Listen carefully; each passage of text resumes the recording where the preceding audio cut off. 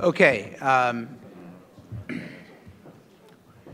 we're back, and welcome to the White House.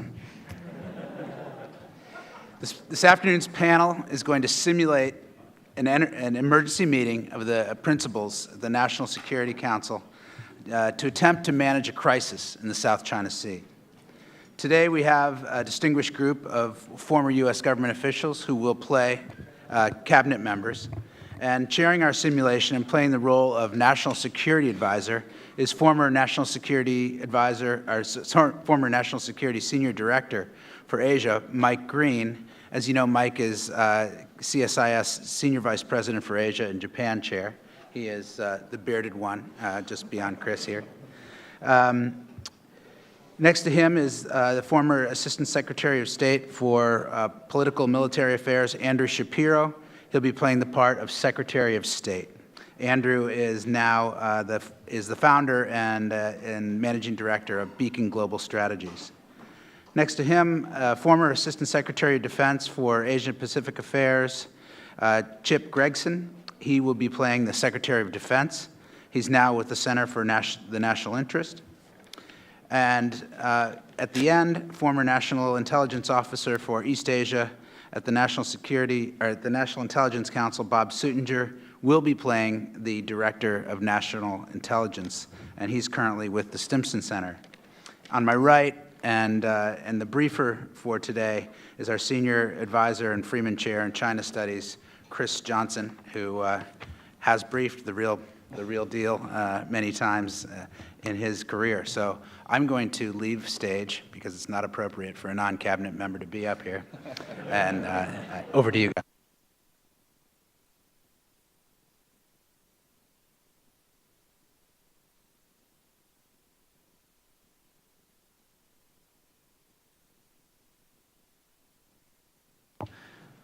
Good morning, gentlemen. Let me provide you with an update on what we're seeing going on in the situation today. Over the last 72 hours, we've seen a rapid escalation of tensions in the South China Sea between China and the Philippines. 3 days ago, the Philippine Coast Guard reported arresting a dozen Chinese fishermen for allegedly poaching in waters near Half Moon Shoal in the disputed Spratly Islands. That shoal lies just off the coast of the Philippine island of Palawan and is under Manila's effective jurisdiction. It's been the site of run-ins between Philippine forces and Chinese fishermen on multiple occasions, as you know. Beijing demanded the fishermen's immediate release, but in this case, Manila refused. Then, approximately 48 hours ago, Chinese authorities, in an apparent retaliation, told their Philippine counterparts that Beijing was instituting a complete air and naval blockade of the Philippine troops occupying Second Thomas Shoal, effective immediately. Second Thomas, called Onion in the Philippines, is another disputed reef in the Spratly Islands. It's about 105 nautical miles away from the Philippines and has been under Philippine control for 15 years. As you know, in 1999, the Philippines intentionally grounded the BRP Sierra Madre on the shoal as a means of maintaining a military presence on the feature and blocking further Chinese expansion following the 1995 occupation of Mischief Reef. Beijing protested that the grounding, but Manila has refused to remove the ship. The Sierra Madre is now little more than a rusted-out hull, but it still houses a rotating detachment of about 8 Filipino Marines. Chinese Coast Guard vessels also began stepping up patrols near Second Thomas in 2012 and have maintained a constant presence around the shoal since at least mid-2013, regularly harassing approaching vessels. Run-ins with the Philippine Navy have been frequent and have forced the latter to rely on civilian fishing vessels to ferry supplies and replacement troops to the Sierra Madre. In early March of this year, Chinese Coast Guard vessels blocked a ship carrying supplies and replacing troops from reaching the shoal, as you all are aware. The Philippines managed to airdrop supplies to the garrison 3 days later, but were unable to rotate out their troops for the rest of the month. On March 29th, a civilian supply ship with replacement troops managed to reach the shoal despite being pursued by a Chinese Coast Guard ship that repeatedly approached dangerously close on several occasions and crossed the vessel's bow and killed its engines, nearly causing a collision. The Philippine ship escaped only when it entered shallow waters that the Chinese vessel could not traverse on its own. After that, things have been relatively quiet near the shoal until yesterday. Since announcing the new blockade, the Chinese Coast Guard has scared off civilian resupply vessel headed for Second Thomas. It also appears that China is reinforcing the number of ships near the shoal and has aircraft regularly patrolling overhead. The Philippines has decried the Chinese blockade, as we might expect, which it's calling an act of aggression, and is now asking the international community, and especially the United States, a treaty ally, for support. Regarding U.S. assets in the region, our closest are 2 littoral combat ships based at Changi in Singapore, and a guided missile destroyer currently visiting Subic Bay. We also have B-52 bombers and RQ-4 unmanned aerial vehicles based at Guam. And further away, there is an amphibious ready group in Sasebo, Japan, and a full U.S. Marine Corps complement on Okinawa. The USS George Washington and its battle group is currently operating in the Western Pacific, about 3 days' sail from Second Thomas. That's all we know at the moment, and we certainly will keep you guys updated going forward as we get more information. Thank you, Chris. It seems to me that while we've dealt with a variety of tensions and growing interactions between China and our neighbors in this maritime domain, including our own forces, this one stands out for several reasons. The arrest of Chinese fishermen is going to put enormous pressure on Beijing to take actions that could be deeply problematic for our interests. And the complete air and naval blockade by the Chinese side is going to force action on Manila's part, and as we've heard, the expectation of steps on our part under our alliance with Manila. I was just in the Oval Office with the President. This issue has his focus. He asked me 3 questions. First, what's happening? And then he asked, do we have a dog in this fight? And then he asked, if we do, what are we going to do about it? I told him we'd be meeting, that we would formulate options for him, that we would get back to him by 5 p.m. Tonight for a possible NSC meeting with him tomorrow morning. So with the limited time we have, I'd like to ask first the DNI to answer the what's happening question. We heard the tactical picture. What's your take on it? And in particular, what do you see as the drivers for Chinese behavior for the Philippines, and how is this looking in the region? And then I'd like to turn to the Secretary of State and Secretary of Defense for the questions of what's at stake for us. Do we have a dog in this fight? What are the outcomes we want? But let's start with the intel picture with the DNI. Thanks, Mike. Just a couple of quick questions to follow up so I have a better sense of what the tactical perspective on this is. When you say a full air and naval blockade of the Philippines forces in the region, are you talking about the PLA Navy and the PLA Air Force, or are you talking about more Coast Guard and Fishing Administration vessels? So far, it's the more civilian-oriented. And the aircraft are also not military? That's correct. A couple of points is that even though this does represent yet one more step in what some Chinese government commentators have called their cabbage strategy of sort of involving leaf by leaf further steps toward enforcing their maritime claims, that this does not necessarily represent a wholesale change in the perspective. Another question that I have is really, where are the Chinese fishermen at this point? We don't have much information on that because they're very difficult to track, obviously, but our sense is they've largely left the area given the blockade. Okay. Why are the Chinese doing this? Of course, is the question that everybody wants to know, and I think the obvious answer to that is because they can. They hold the preponderance of military force, and as well as fisheries force and any other kind of measurement you want to take in the region. They have been arguing these issues over time for many years, and they are simply taking a step, one more step. It's not an unprecedented step, but one more step to enforce and to get the world to recognize their territorial claims in the region. The Philippines has been among the most vociferous of those denying and countering those claims. And the Chinese are taking a step to kind of reinforce their position with respect to the Philippines and to make it clear that they can take further steps in order to make things even more painful for the Philippines government. Why are they doing this? You can ask a variety of questions about the nature of the regime. You can ask strategic questions about whether or not this is really aimed at the United States.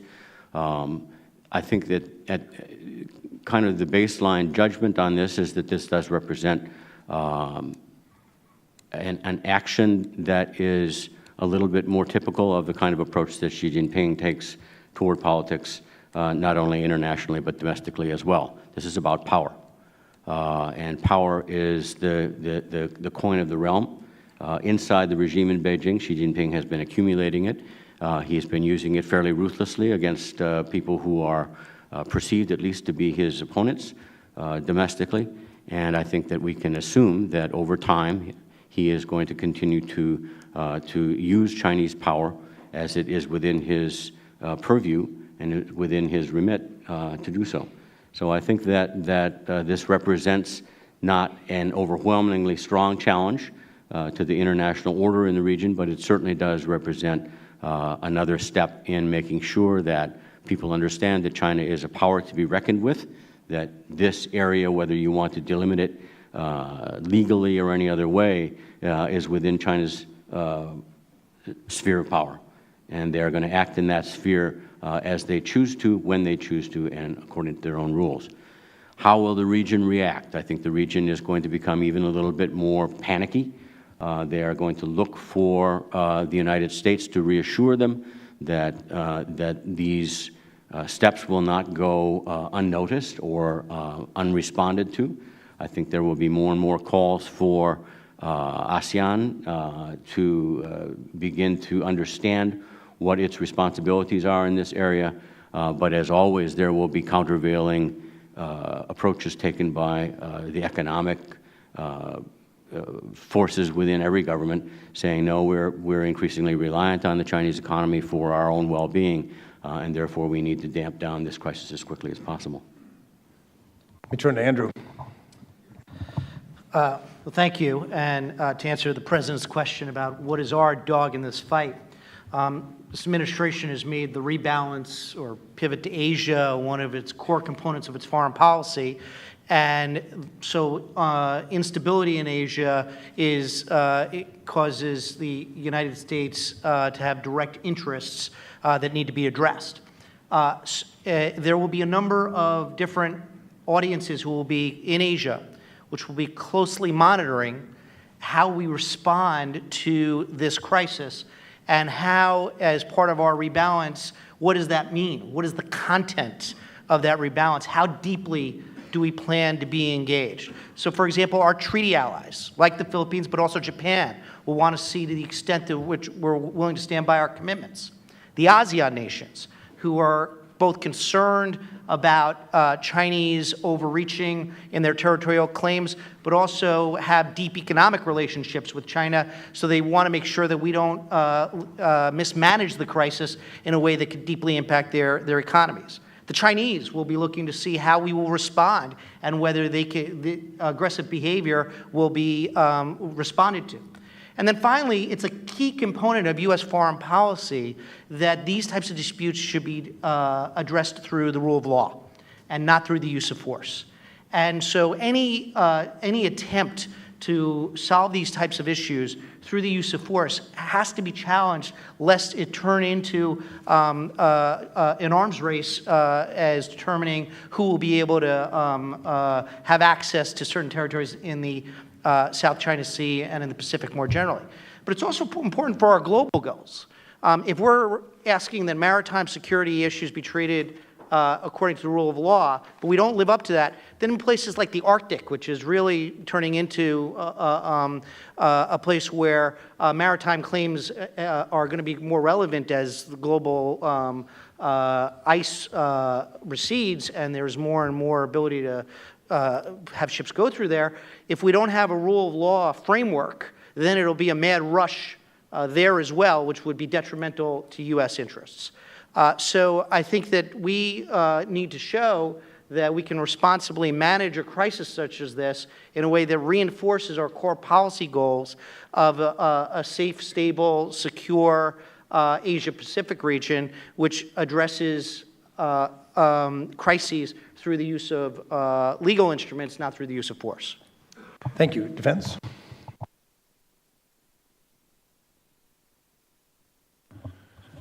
Let me stipulate that the Secretary of Defense is in full agreement with my colleague, the Secretary of State, sometimes an unusual occurrence in the White House sit room.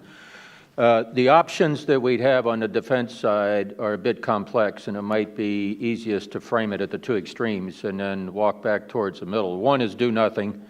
I don't recommend that for all the reasons that our alliance credibility is at stake here, not just with the Philippines, but with the rest of Asia.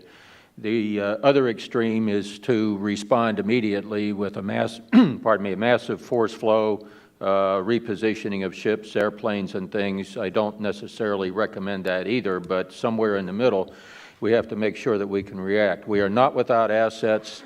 In addition to the ones, to the forces that were mentioned by the National Security Advisor, we also have the 1st Battalion of the 1st Special Forces Group on Okinawa, and we have other assets in the region.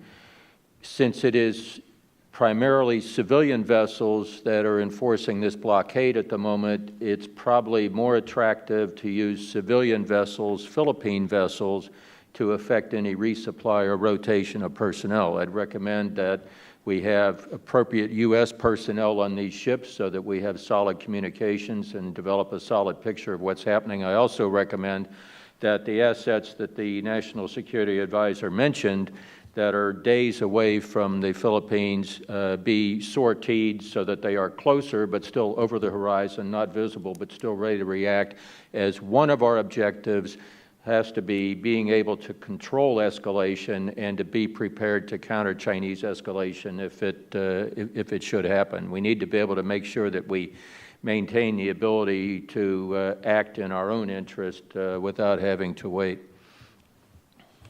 Let me push both secretaries.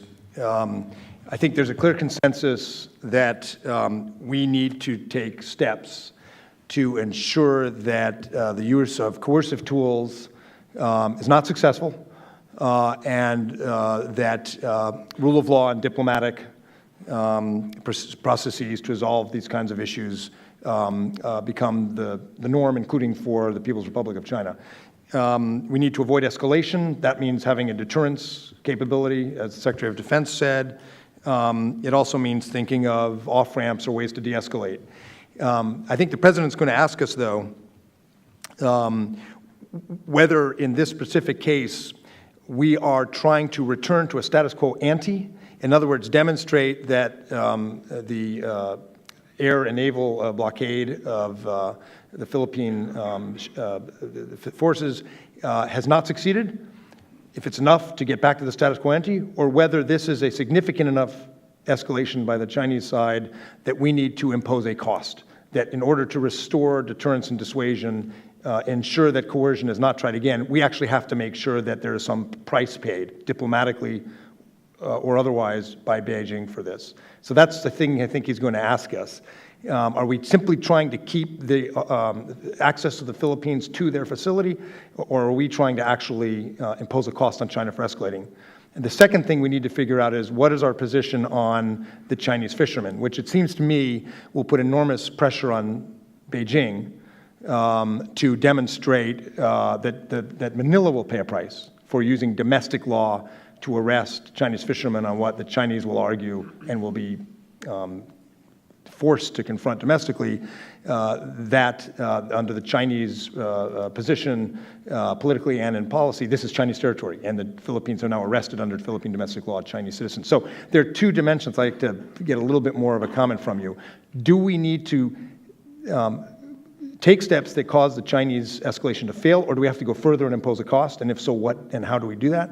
And secondly, how do we avoid escalation by China, or should we not interfere on this question with respect to the Chinese fishermen the Philippines now have, and presumably will prosecute under domestic law, as seeing things now appear? State? Well, I think we need to understand that this has become a very emotional issue in both countries, in both China because of the arrest of the fishermen, and the Philippines because of the blockade. And I think that if we were successful in having the air and sea blockades standing down, that would be a diplomatic accomplishment, which would also send a signal to the Chinese that this type of behavior will not be tolerated, that there will be a response, and that they do not get the benefits of this type of behavior. There's a risk in trying to impose additional costs in that it could cause the emotions to then become even deeper and harder to overcome. So my recommendation would be to try and get out of this crisis as quickly and as smoothly as we can, and then, use the lessons of this crisis, both regionally and multilaterally, to put additional pressure on claimants in the region to follow a legal process rather than the use of force. And so on the Chinese fishermen, I think, again, it's going to be an emotional issue for the Filipinos, but at the end of the day, if we can demonstrate that the Chinese tactics did not work, it may encourage greater flexibility on the Filipino side. So for the Secretary of Defense, feel free to weigh in on these questions, but how can we cause, or do we have the means, as we understand the situation, to convince the Chinese to stand down on the blockade, or to cause it to fail, because the Philippines are able to, in spite of Chinese actions, continue supplying their personnel? It depends on how much the Chinese are prepared to commit to this. The Philippine assets are limited. So far, we've had no exchanges of lethal force. I don't know in a scenario if you postulated water cannons or any of that nonsense, but there's a couple steps to take before we get to that. There's a high possibility that even if the National Command Authority in China is not encouraging violence, that incidents will take their own course and emotions will take their own course in the area. And that's why I emphasize that we need to be able to dominate the escalation ladder, at least initially, to discourage it from going higher. So bottom line, can we break the blockade with the Philippine assets? It depends on what the Philippines have available and what they're prepared to commit. We need to be prepared to commit U.S. assets if necessary to break the blockade, and to have enough force that is visible to the Chinese but not visible locally that we can dominate any escalation that China decides to take. Does the DNI have an assessment on Chinese countersteps? Well, before I get to that point, I'd like to ask the Secretary of State whether, I mean, these are fishermen. One other recourse that might be considered would be to just confiscate the catch and kick them out. Is that something that the Philippine government is willing to consider, or is this an issue on which they are prepared to go to the wall? I just, on the basis of the information that's been presented so far, I don't know the answer to that question, but I would like to have it considered. Well, my sense is, as I mentioned, this is a very emotional issue in the Philippines right now, and as long as there is an air and sea blockade, it will be challenging to convince the Filipinos to give up the fishermen. But in the context of an agreement where the blockade were to end, if the fishermen were returned, that may offer a diplomatic solution that, while not necessarily satisfying to either side, may provide a way for both sides to de-escalate. It seems to me that we have the objectives of deterring Chinese escalation, dissuading China from thinking this kind of action will work, and avoiding escalation. And avoiding escalation is going to involve some of the deterrence options the Secretary of Defense mentioned in terms of other U.S. assets in the region. But also, it seems to me that avoiding escalation may involve us talking to our friends in Manila about steps they can take that prevent the Chinese side from taking further steps. We know from the Japanese case, for example, in the Senkakus, that when a much stronger state with a much more capable military arrested Chinese fishermen and began to prosecute them, the Chinese response was pretty ferocious.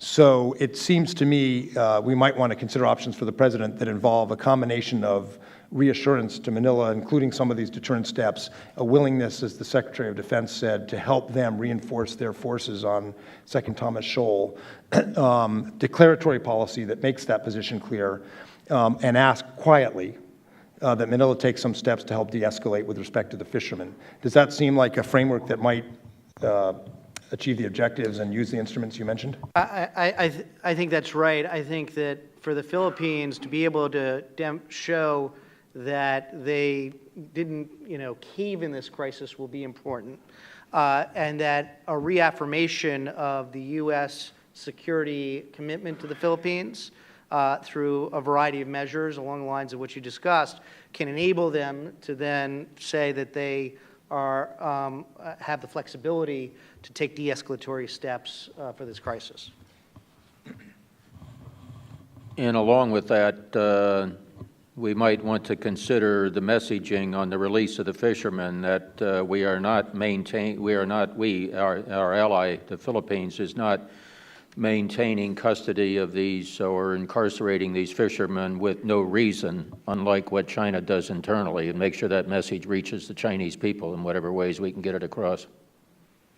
No, I agree. We would have to handle discussions with Manila about the steps to be taken with respect to the arrested Chinese fishermen with great delicacy, because it's a matter of internal domestic Philippines law, but under Philippine law, as I understand it, and consistent with a country that respects rule of law, there could be some initial procedural steps taken and they can be released. There are two other aspects I think we need to consider for the President. If this approach is effective, it will help de-escalate and it will help restore a certain level of reassurance for our allies and deterrence. But the Secretary of Defense mentioned, and the Secretary of State, we may need to take other steps given the nature of the Chinese moves in this case. It is a degree higher than what we've seen. And granted, we've had a series of sort of gradual escalatory steps in these kinds of incidents, but we may need to think about longer-term measures that we take, as the Secretary of State said, after we've de-escalated, to demonstrate the futility of this kind of coercive approach. It seems to me something where we work with other allies in the region to help the Philippines with their maritime patrol and maritime domain awareness capacity. Perhaps Australia, Japan, maybe Korea might be on order. Some sort of work with ASEAN to solidify support for the Philippines. It's always hard with ASEAN, but try to get some common position, not just calling for code of conduct, but something a little bit more perhaps, and maybe changes in our exercise schedule. I don't know, but let me put that on the table as the final issue I think we need to resolve for now. What are the next steps we need to take once we've helped to de-escalate to ensure that we've made these kinds of incidents less likely going forward? And I would add in that, it's difficult, but we need to push for confidence-building transparency with the PLA and with the Chinese paramilitary Coast Guard forces, not just for us, but for other maritime states in the region. So I'd welcome some closing comments at this point on those next step or near-term to long-term options. Well, I think you hit it on the head in that we do need to take steps in the region to demonstrate our commitment to our treaty partners, as well as demonstrate that this type of behavior will not lead to benefits, that there's actually costs to this type of behavior.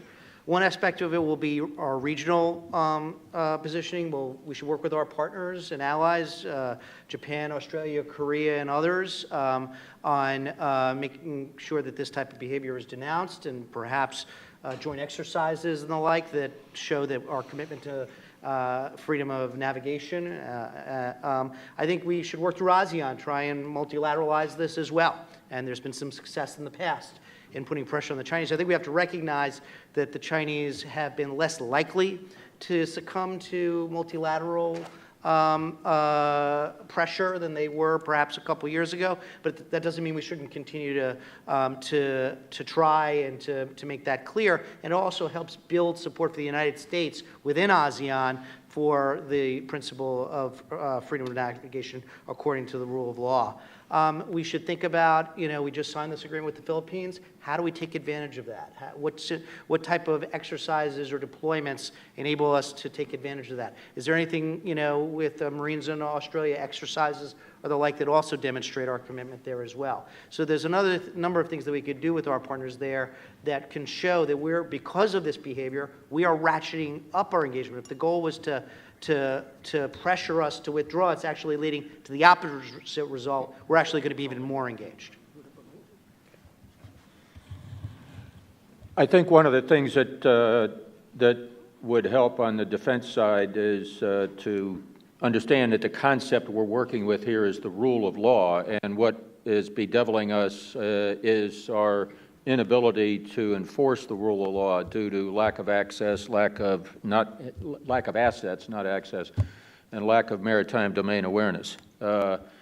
I think we have the technology. I know we have the technology, but I think it'd be advisable in the wake of this incident to immediately start with maritime domain awareness and with cooperative partners in ASEAN put installations all along the coast of the East and the South China Sea that would give us a complete MDA, maritime domain awareness picture of surface traffic, whether it's fishermen or whether it's naval combatants, and make this public on a publicly accessible website on a daily basis so that everybody knows where everybody else is, and that when we get one of these incidents with the illegal fishermen, everybody will be able to be in the jury, so to speak, to know who was moving where and who started the incident. Secondly, we should accelerate efforts already ongoing within the strongest forms of our alliance over there, the U.S., Japan, Australia axis, and vastly integrate the capabilities of our forces. This means doing those things to create the conditions of interoperability so that our forces, when we're operating together, are much, much more effective than operating separately. The conditions that apply with air and missile defense pertain very much to this. We can't be flying our airplanes inside Japanese airspace without detailed tactical level integration at a split-second basis on where everybody is.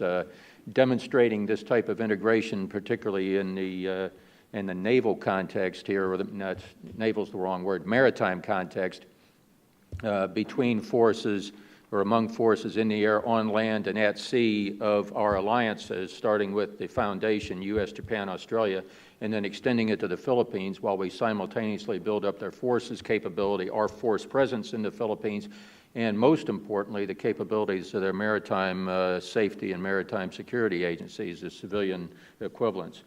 I think a greater presence of the U.S. forces that we already have in Asia, a greater presence of those forces amongst all the nations that are willing to accept this presence on a rotational for training basis, temporary deployments, in other words, vastly increasing that so that China sees that as a result of their assertiveness and their aggressiveness, that what it is doing is pushing our allies and the United States closer together, not just the hub and spoke, our allies with us, but hub, spoke, and then the rim around there where, for example, we have Japanese forces training in Australia, which they've already brought up, Japanese forces training in the Philippines, and that's not a reach anymore because of the effect in the Philippines of the Japanese efforts in Typhoon Haiyan, where they were the second force in there right behind the United States. This type of thing will, I think, demonstrate a degree of dissuasion. At the same time, I think it provides a much higher degree of reassurance with our allies, which will in turn make our allies, I think, feel more comfortable at, for example, finding some way out of this thing where they arrested these fishermen. Now they have the problem of what do we do with them without looking like we're caving in. So I would recommend at this point we have the PCC or IPC take this approach and analysis and meet tonight and formulate a briefing paper for the NSC meeting with the President tomorrow. We'll have the Senior Director for Asia, the Assistant Secretary of State for East Asia Pacific Affairs, and Paul Mill, ASD for APSA, and the NIO for East Asia lead on this because, as we all know, they are the most outstanding and respected members of the U.S. government and never fail to come up with the perfect briefing memos at 2 in the morning. So with that, I think we're in good shape, although I understand from the Situation Room that we have an update from the intel community, so maybe we should hear that before we break. That's correct, sir. Get comfortable in your seat. We've just learned that the Philippine Navy attempted to resupply the Marines at 2nd Thomas Shoal via helicopter, as it did in March. As the chopper approached to within about 12 nautical miles of the shoal, ignoring radio warnings to turn back, 2 Chinese Coast Guard helicopters repeatedly approached dangerously close to the helicopter. The Philippine chopper was forced to turn back to avoid a collision. Meanwhile, aerial surveillance has confirmed a rapid increase in the number of Chinese Coast Guard ships surrounding the shoal, including several larger cutters dispatched from Hainan, and the presence of several PLA Navy vessels, People's Liberation Army Navy vessels, at Mischief Reef, a mere 20 nautical miles away. Manila now has no good options left to resupply its Marines aboard the Sierra Madre, who are reportedly dangerously short on food and fresh water. Defense and foreign officials in Manila are quietly asking through our various diplomatic and intelligence channels there if the United States would be willing to intervene, possibly by breaking the Chinese blockade, as you've been discussing, before the situation escalates any further. That's all we have for now, sir. All right, well, this is what in the national security community we call not good. A number of concerns. I'm going to turn to the DNI first to try to make sense of what this escalatory step means before we take a second look at our options going forward and the implications. I don't know if we know this, but I assume that the Republic of the Philippines' effort to reinforce 2nd Thomas Shoal by helicopter was done unilaterally? That is correct. Okay, that is deeply problematic in terms of how we both showed a common front for purposes of deterrence and how we avoid escalation. We need to consider that. The presence of PLAN Navy, PLAN surface combatants 20 miles away is not good, is an escalation. And obviously there's pressure on us because Manila's call for help spotlights our actions for the entire region. Let me turn first to the DNI and see how the intelligence community assesses this new development. Well, from a very quick and dirty perspective, this does not necessarily constitute an escalation. There was an effort to resupply, which presumably the Philippines would declare was within their right to try and do. That was turned back. As one would have expected, there would be efforts to turn it back. So unless there are further steps that are taken, this really represents only a slight increase in the levels of tension that are already present in the region. So how we and the Philippines decide to respond to this is really going to be the key to where this situation goes from here.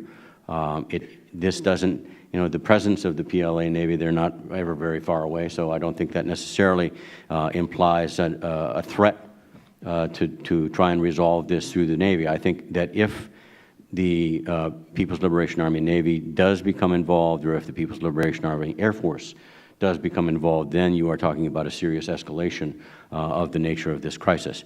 So it is certainly within the realm of possibility, but we ain't there yet. So I think the question still comes around to how do you send messages, how do you signal in ways that don't create the perception that we are escalating this crisis. And that seems to me, the DNI is not in a position to make policy recommendations. But certainly we do need to monitor the perceptions of all sides to make sure that whatever efforts we make, whatever steps we take, are perceived clearly as an effort to resolve the crisis rather than to make it worse. So I think we should include in our assessment of the situation, the DNI's observation that the respective moves by both Manila and Beijing are within the bounds of what one might expect and does not necessarily represent a strategic level escalation. However, it's moving us quickly down the path where we could have escalation that does serious damage to stability and our interests and credibility in the region. So I think we need to think with a little more urgency about what our options are. Mr. Secretary? A few things. Given the Filipino attempt to resupply and the response, we as the United States are going to have to now make sure that we are closely coordinating with the Philippines to avoid further unilateral actions that may further aggravate the situation. both because we don't want the situation to spiral out of control, but if it's perceived that the Philippines are mismanaging the crisis, they'll lose regional support, and we'll lose, the ability to bring in regional support for our position. So we will need to, ensure that the Philippines do not, continue to take unilateral actions in this crisis. We're going to need to deeply invest ourselves in the resolution of this crisis and to work closely with the Filipino government. I think we're now at a point where we understand that these, Marines are close to starvation. So the clock is ticking in terms of how long they can stay there without resupply. And it seems to me that an option where they withdraw because they are out of supplies would be perceived as a victory for the Chinese in the region. And so we need to figure out a way to ensure that that outcome does not happen. And so it leads to what are our options for the potential to resupply, and it may not even be that we need to, but indicating a willingness to do so may send a signal to the Chinese that this crisis is now no longer just about China and the Philippines, but it risks becoming a more serious one. And if we can credibly, make that clear to the Chinese, there's a chance that we could come to a negotiated diplomatic solution that enables the Chinese to withdraw the blockade and the fishermen would be free to return to China. To clarify, you're talking about, in your second point, signaling publicly that the United States would be prepared? I would do it quietly with the Chinese. If you do it publicly, for now, if you do it publicly, the Chinese, then it puts them in a real public box. And so I would try and do it as I would make clear that we have the ability to do so, and then quietly send the message that we're not going to let these Marines, starve as a result of the blockade. And if necessary, we'll use U.S. assets, U.S. ships or helicopters to do the mission? Exactly. Secretary of Defense? Concur, and we can widely publicize the next Philippine resupply attempt as a strictly humanitarian mission and start taking control of the narrative away from China, that this is not a military move, all those things, and that we're resupplying all 12 Marines on the derelict ship there in the shoals as a humanitarian reason, and that they should stand clear and let this mission go ahead. So, if they don't, then we should have enough assets to be able to force this through later. So that I understand, so that we can explain to the President at the NSC meeting tomorrow, we would have to, I assume, be prepared to use force, if necessary, to defend our assets, even if they are engaged in the humanitarian mission resupplying the Philippines Marines. In other words, we'd have to be prepared to take this to the next level if our own resupply efforts were obstructed. I understand from the Secretary of Defense a slightly different take from the DNI. The DNI's view was that China has a preponderance of naval and air power. I assume, Mr. Director, that was vis-a-vis the Philippines.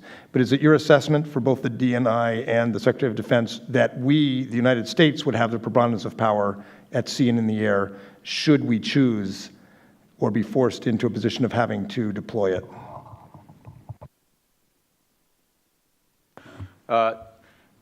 Total forces, the Chinese may have more numbers, but this shoal is an awful lot closer to the Philippines and our potential bases in the Philippines than it is to any bases in China. So I'm quite sure we could establish local air and sea air superiority there.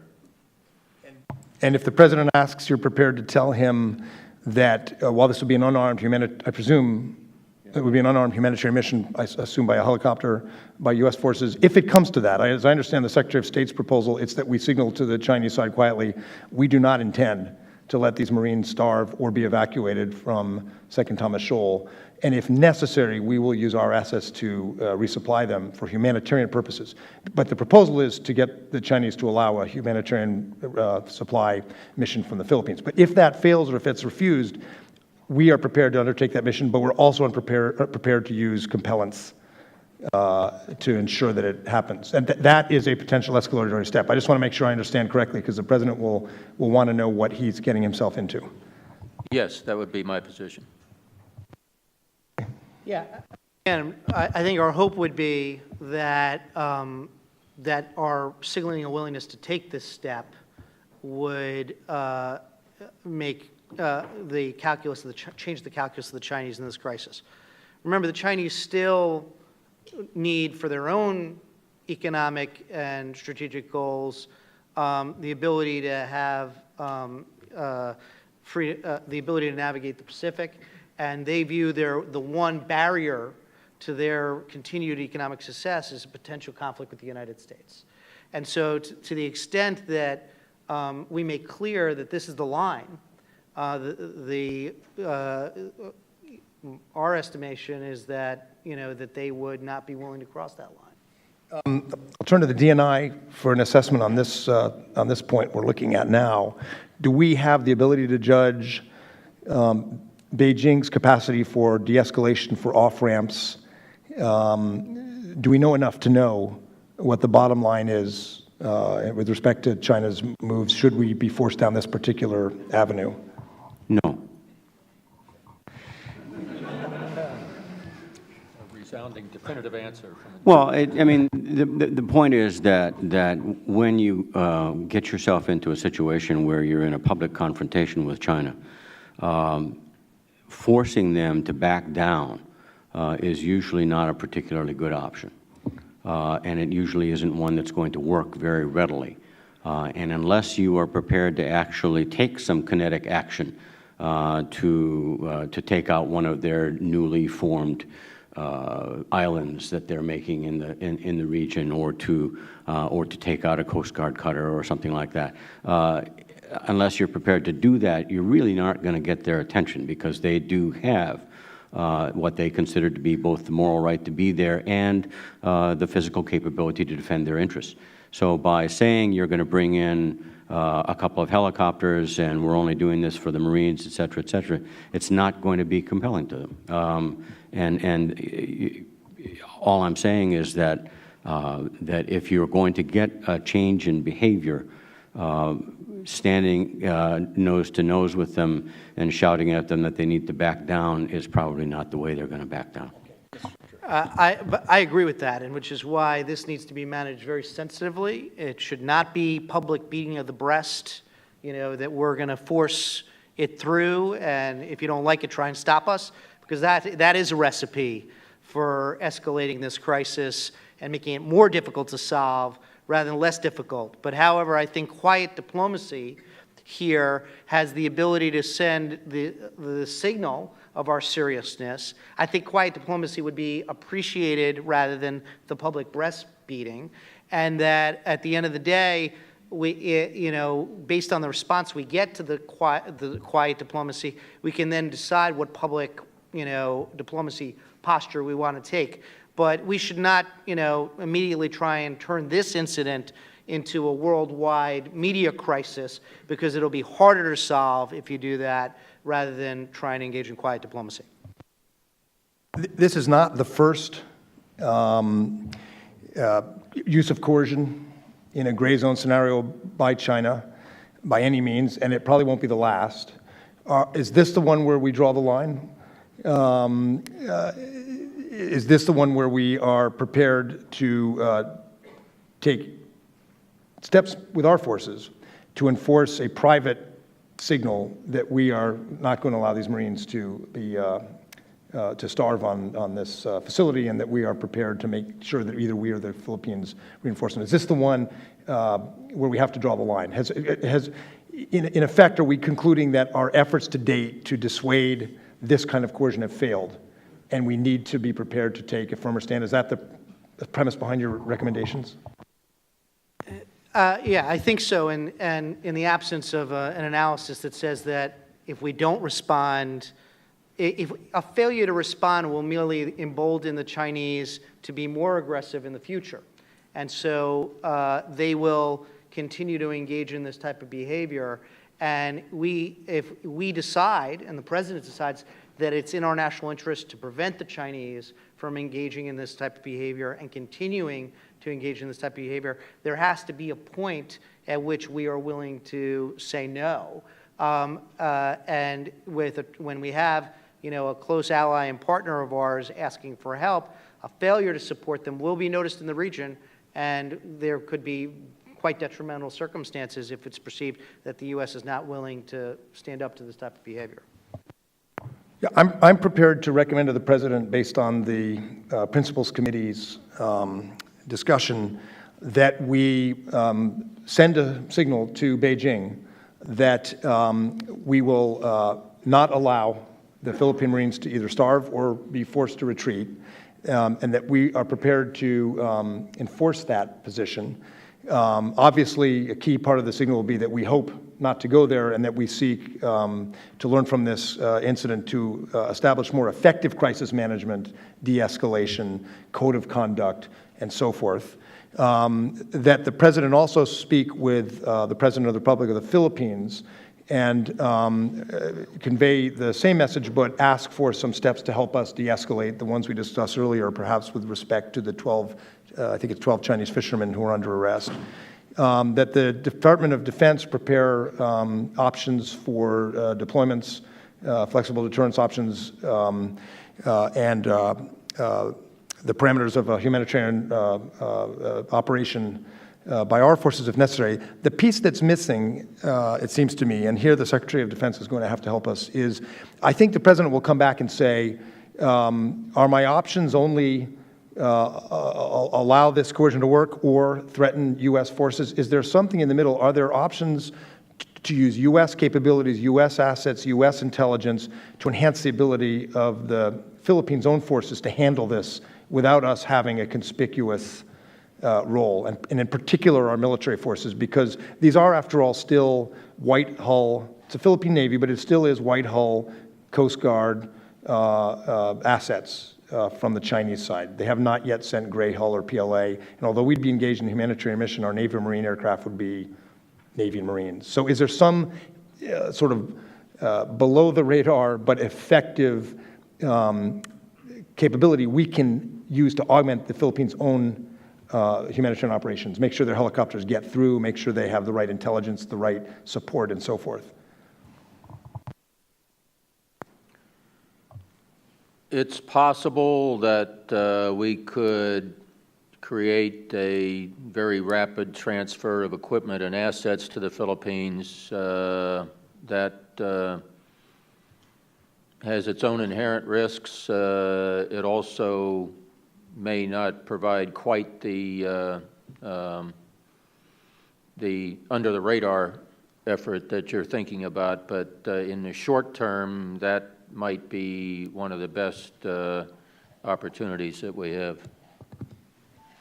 All right, we'll have the tired and overworked assistant secretaries and senior directors and senior NIOs get back in the saddle and spend another sleepless night in their offices. The only other piece, I think, is we'll need the State Department in particular to come up with a diplomatic engagement plan and coordination plan vis-a-vis our key allies and partners. I think we'll want perhaps the ambassador to go in Tokyo, Seoul, Canberra, and perhaps even National Security Council, National Security Advisor or presidential or vice presidential calls to the key allies. And we'll need a diplomatic strategy for other posts, not only in the Asia-Pacific region, but worldwide, because this is a strategy that I think will lead to de-escalation, but it has the potential to make headlines in the next few days. If it doesn't work, we're prepared for that. We'll tell the President that. We'll see if he accepts that when we meet with him tomorrow morning. Thank you. Gentlemen, thank you.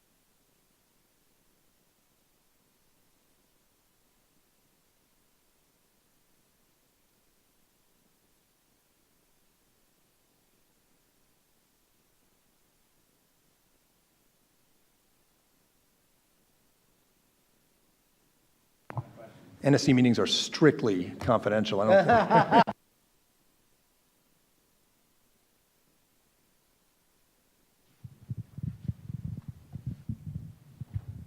That was fascinating, guys. James Manikin from CG.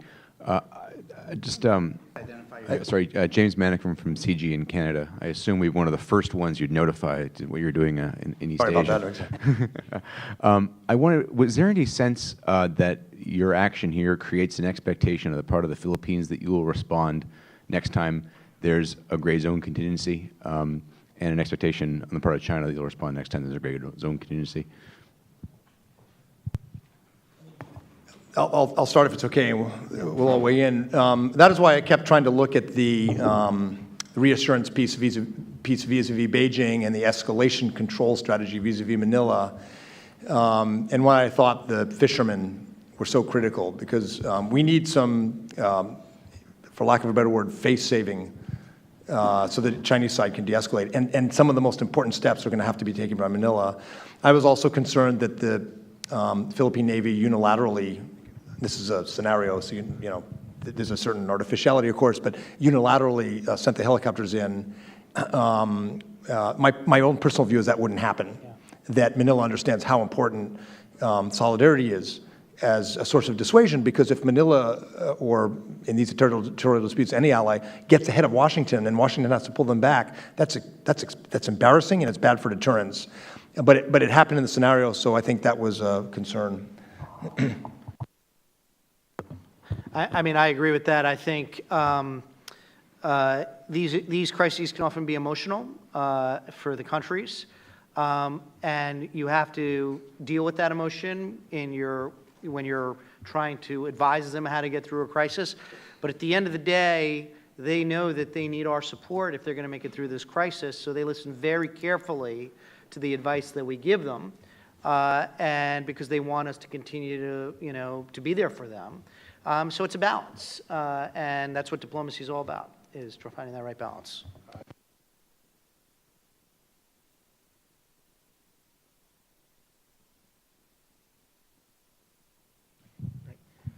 Thanks. Sherryman from ISIS.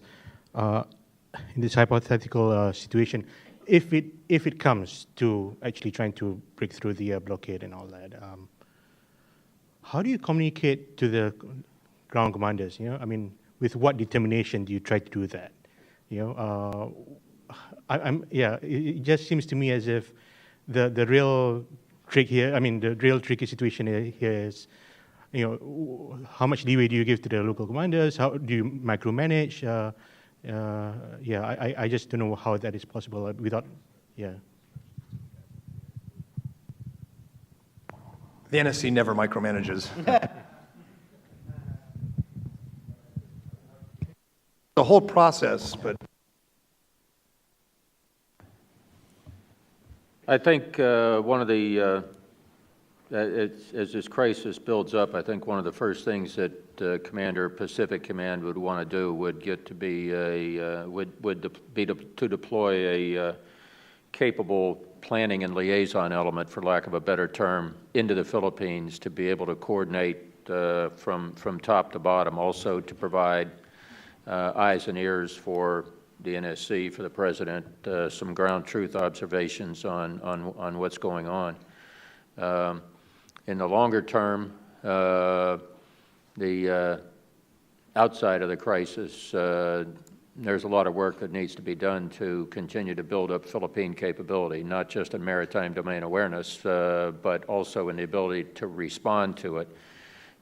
Incidents like this are a lot less likely to occur if the Philippines had the capability to move quicker than the forces that fall in on top of the fishermen, for example, in an area like this. The further on, and heavy lifting diplomatically, because it hasn't worked yet, is some kind of agreement around all of ASEAN and with China on accepted fishery conditions. It's a matter of fact that illegal, ungoverned fishing has put virtually every fish species in the Pacific under severe pressure, and the end of this story is not a good one. So there's numerous reasons to take this view and to work on some kind of regulation of fishing agreed to internationally, and that puts us on the side of the angels. But that's a long-term thing. That certainly won't help in this crisis. Gentleman back here.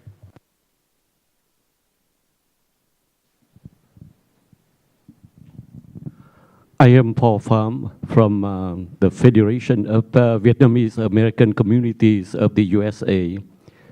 Yeah, everyone like to work out the crisis or dispute peacefully. The United States axis shifting to the Asia may provide the mean to maintain the peace and stability of the region. So when that axis shifting policy will be completed. And secondly, many Americans believe that in the future, sooner or later, America will have the confrontation with China. Why not now? Because it will cost less. Instead of later, when China will be much stronger. Thank you, sir.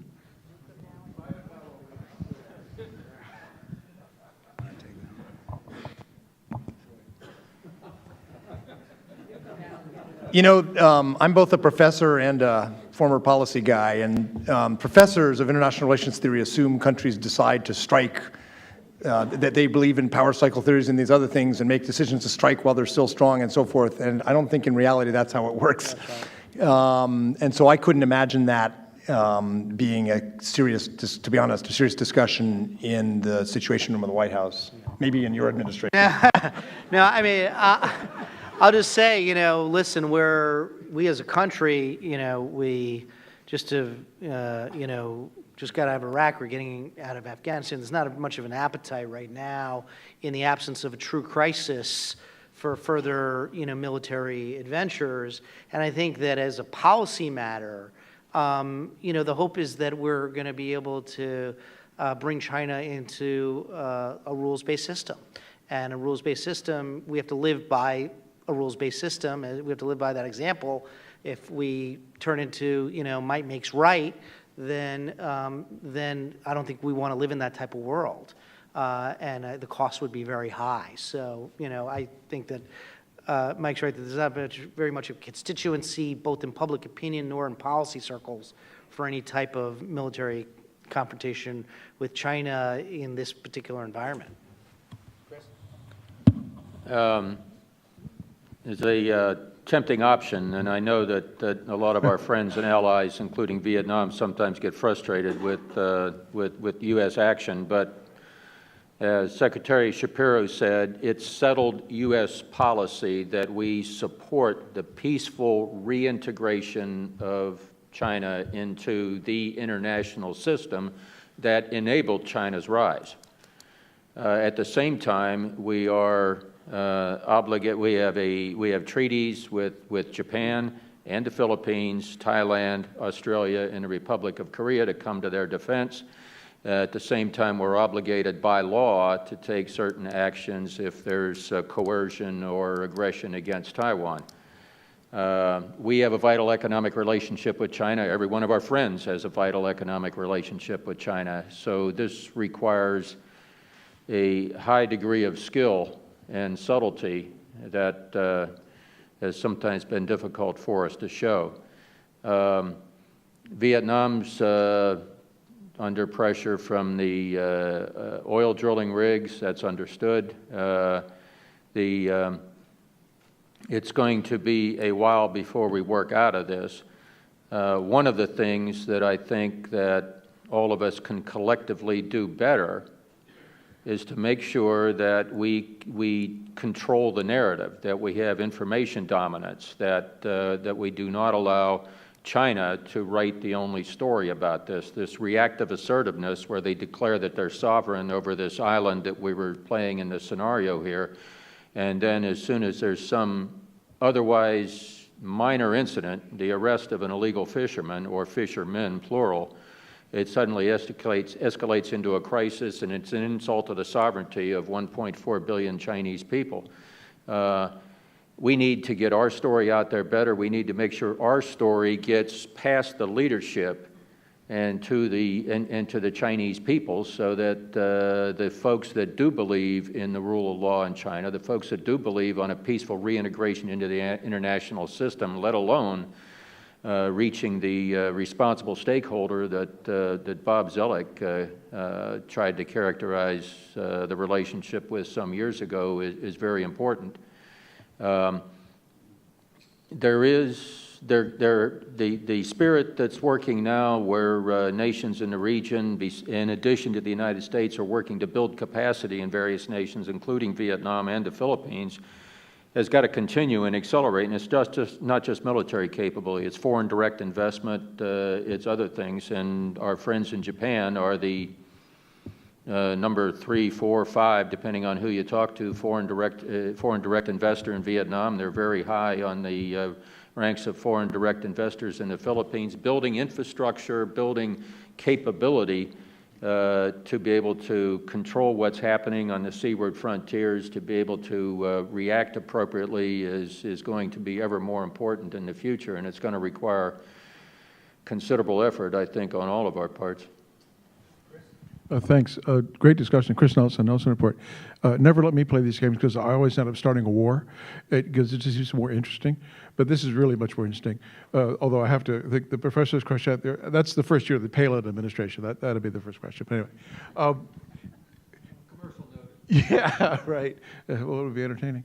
One of the things I really got out of this morning discussion, which was fascinating, was how highly personal what China's doing is to Xi Jinping himself, his view of history and what he wants. And that got me thinking, things like hotlines, and it got me thinking, President getting on the phone and saying, Dmitry, can't we work this out? Those of you who remember Dr. Strangelove. But I then began to wonder, Mike, you were on the NSC for the Hainan Island crisis, as I recall, right? You were there. And you saw that one. And it's not quite the conundrum that the scenario covered, but it absolutely was a face-to-face U.S.-China military confrontation. What is the role of the president in trying to diffuse something like this directly and not necessarily working through the assistant secretaries for weeks and months? How soon do we think in terms of the hotline and the conversation? What is the president's role in the modern age with all the mass communication and the speed of decisions that are required? Is there more of a role now for that kind of highly risky but very personal diplomacy? Or is it very, very process, which is, I think, what you guys were talking about? Thanks. Maybe Bob will speak to the point on Xi Jinping, but I agree with the premise of the question. I think Xi Jinping is, in my view, not just responding to domestic pressures. He personally, and Bob alluded to this in his opening brief, has a higher tolerance for risk and a focus on power and on domestic and international politics ending up in greater power for him and for the PRC. On the EP3 incident, what we found was that the president was extremely important because nobody up to the level of the president had the ability to, in an authoritative way, discuss an outcome with the Chinese counterparts. Our ambassador in Beijing thought he could do it, and he couldn't. He didn't have the right access. PACOM thought they could do it. They couldn't. They didn't have the right access. It was a case where the foreign ministry did not know. In some cases, we knew more than the foreign ministry knew about what the PLA Air Force had been up to. And the President Bush wrote this in his memoirs, but he had to call 12 times before he could finally get Jiang Zemin to pick up the phone. So, I mean, and in that case, the plane was brought down on Hainan Island, and the crew was being taken care of. It was not ripe for. It was not a situation like we were talking about today, where inaction or time was going to lead to escalation. Today we face a situation where U.S. inaction was going to lead to escalation, and so it was not as intense. But the mechanisms weren't there, and my sense is they're no better today. To be honest, I mean, Bonnie's nodding, and I think she'd know well. I just don't think they're any better today. So if we did this with a little more time, one of the major discussions and major efforts would be to think about how we use this crisis to try to turn lemons into lemonade and try to get a better mechanism with China. And maybe the somewhat tough stance we were discussing is what you have to do to try to get that across to Beijing. I don't know. I'll just weigh in support of the question. I think that that the notion of when the president should engage on this and at what level and what kinds of points he should try to make in the discussion, one-on-one with Xi Jinping or through the interpreters, is certainly something that should be considered early. And that I'm not sure I agree with the idea that things don't work better now than they did 12 years ago. In fact, I think that on the basis of the Sunnylands discussion and so forth, that there would be at least a prospect for not a breakthrough, but at least a civil discussion on the issue, rather than allowing distant signals and messaging and so forth to take the place of conversation.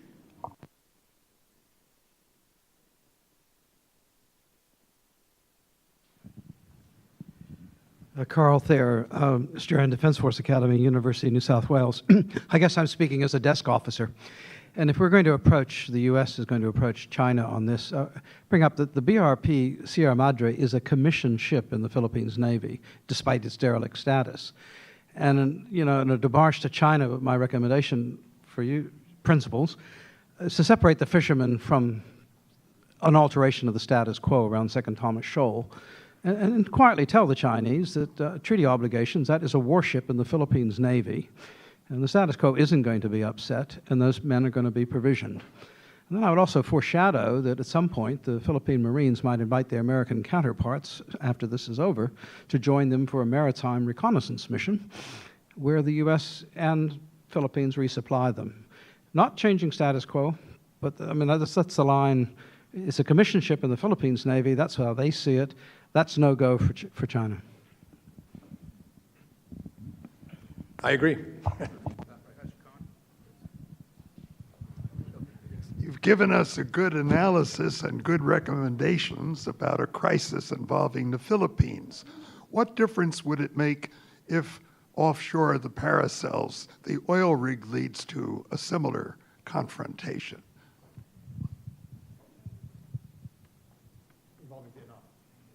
I think it's harder it's easier in some respects and it's harder in some respects. It's harder because there's no security treaty.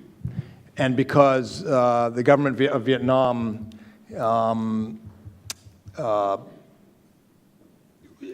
maintains its own, it does not coordinate with us and would not likely coordinate with us. I think with Manila as a treaty ally, the scenario notwithstanding, past episodes notwithstanding, in general, we can coordinate.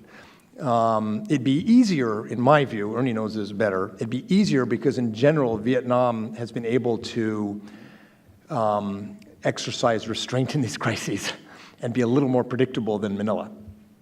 And has, the other reason it'd be easier is because Vietnam has a more capable military on its own. The other piece of it is that one of the ways in which Vietnam communicates with the PRC is through the Communist Party. And so they could use that avenue as well to have discussions with the Chinese in a way that the Philippines, the relationship is a totally different one. While on the one hand, Vietnamese nationalism is, it would be something that the Vietnamese government would have to manage, as we've seen over these last few months. At the same time, history of communication via the Communist Party would probably provide some avenues for discussions as well. Hello, gentlemen. You talked about China bringing itself up, and that's beautiful because the people in China need to bring themselves up. But our dealings with them also should be done with respect. We should, as a nation, respect ourselves as the people we used to be. This country was founded under respect, under God and under respect. And we go forward into dealing with other nations, we should deal also with respect, because we want that in return. I have a strong heart for people in other countries, and I created projects to help people of China and people of Japan. I created fragrances to be sold globally. I started to trade them. I spoke with Japan directly, and I was going to open my company there. I spoke with Taiwan and China directly, and I was going to open my companies there and trade my work. I have children with a man named Faris al-Malik. He's the Arabian prince. His cousins, Louis Sabah, Louis Basil, and his mother stole my children from me for the money. Faris has trillions and trillions of dollars. My children have trillions and trillions of dollars. I created a project. I gave it to Senator Biden when he was a senator. I gave it to Jane Scott. It was a $1 billion project.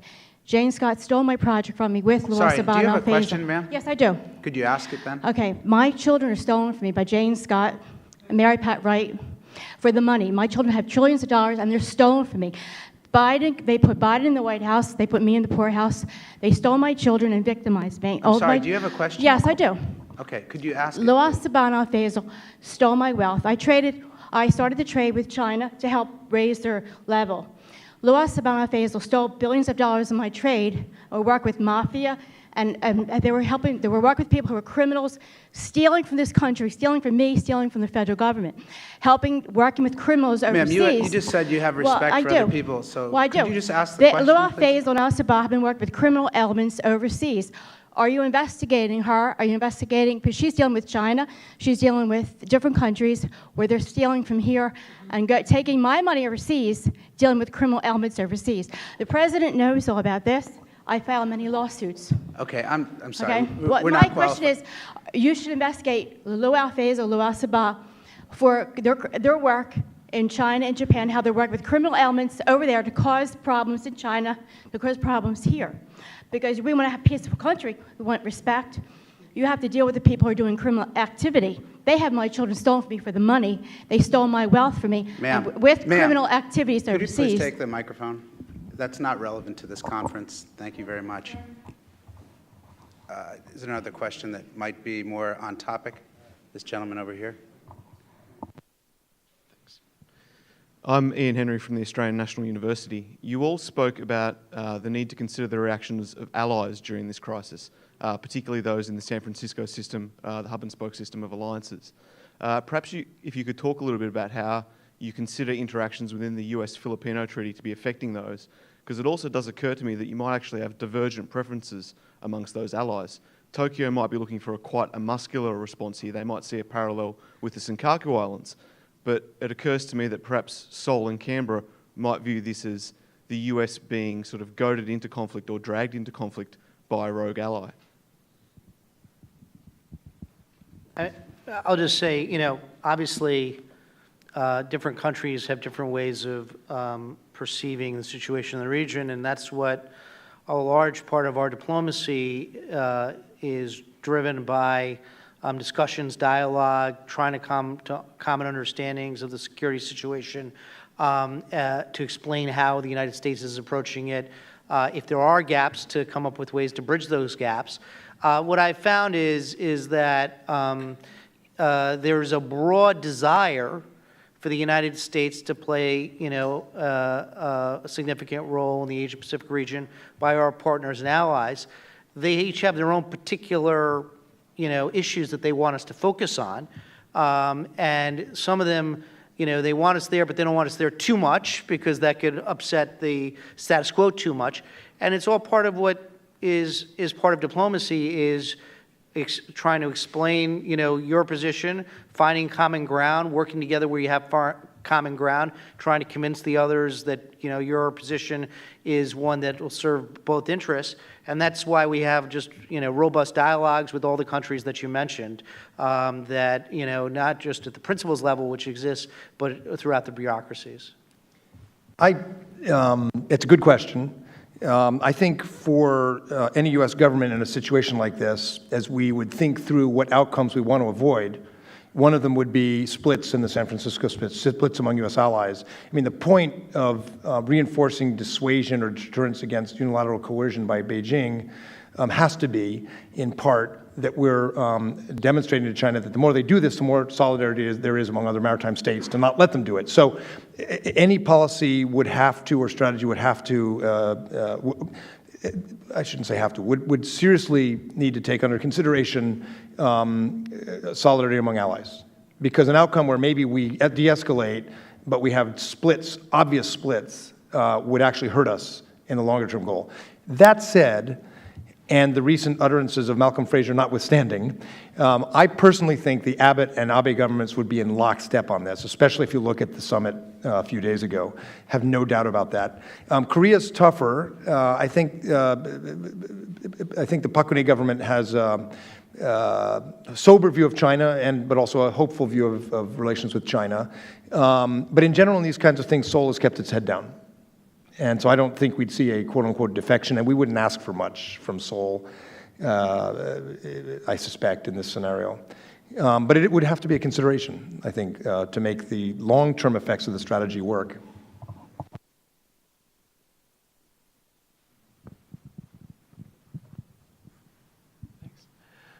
My name is Aaron. I'm from Hudson. I wanted to ask, you said that you think there should be more surveillance in the South China Sea to clarify things. Do you think the U.S. should have unarmed surveillance drones in order to help with that surveillance? And if so, do you foresee a kind of code of conduct since drones are a new development?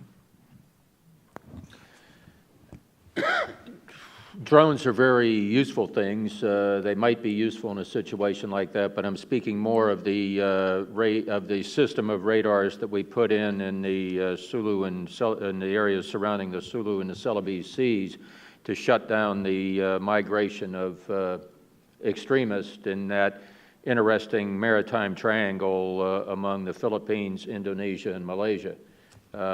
We had, prior to the installations of those radars, been operating 2 ships out there, one a high-speed catamaran that we got from Australia, another one a floating staging base for our special operations forces, and that was pretty expensive to be chasing people around without any information on where we were looking. We installed these radars, and it shut down the traffic nearly completely because we knew who was moving where, and the authorities in each country were able to cooperate with the other 2 without any violations of feelings of sovereignty or anything to shut that down. It occurs to me that with the continued prevalence of rule of law issues and their enforcement in the East China Sea and the South China Sea, that maybe making the same data available to every country involved might be very useful, and this can be done with surface installations. Drones later, maybe, who knows? I mean, that's a technical question, but I think that it can be done initially anyway without getting to that question if that's going to be difficult. I'd like to thank the members of the Cabinet and the NIO and the National Security Advisor for briefing us today. You guys were good, you